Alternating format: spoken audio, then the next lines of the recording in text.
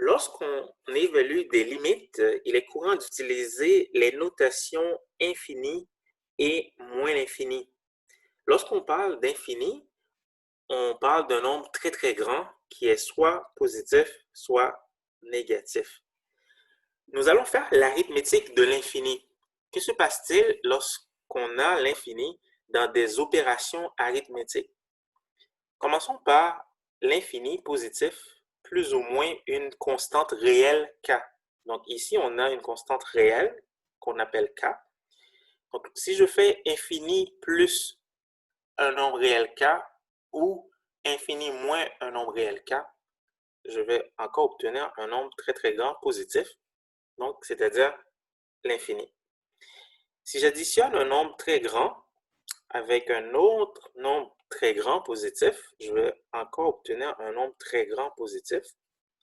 Si je multiplie deux nombres très grands positifs, je vais obtenir un très grand nombre positif.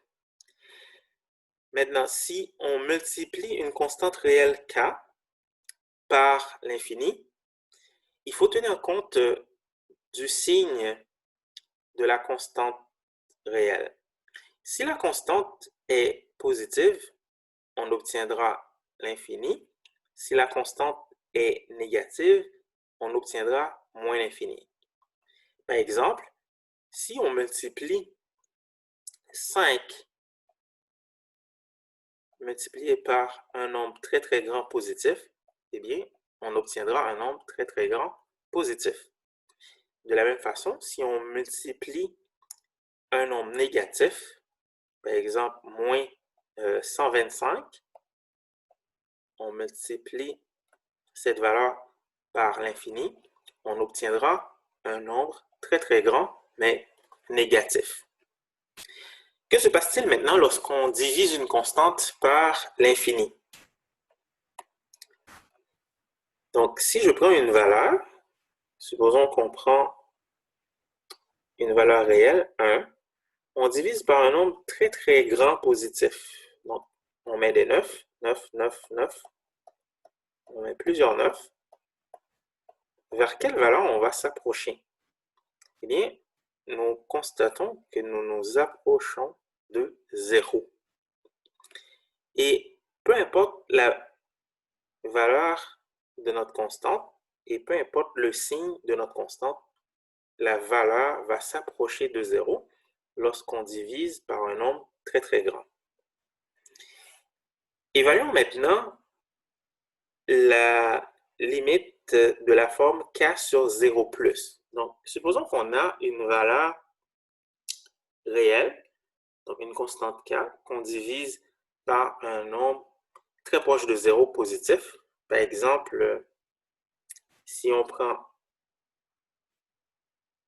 3, on divise par 0,0000. On met des zéros, 1. On obtiendra un nombre très très grand qui va être positif. Donc, si k est positif, on va obtenir l'infini. Si la valeur de k est négative, on va obtenir moins l'infini. Par exemple, si on prend moins 3, on divise par un nombre très petit, on va obtenir un nombre très grand, mais négatif. De la même façon, lorsqu'on prend une constante réelle divisée par 0 moins, donc on est à gauche de 0, si la constante est positive, on va obtenir moins l'infini.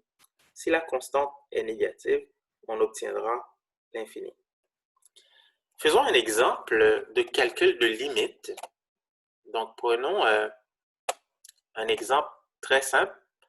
Donc, on veut évaluer la limite de la fonction f de x est égal à x au carré.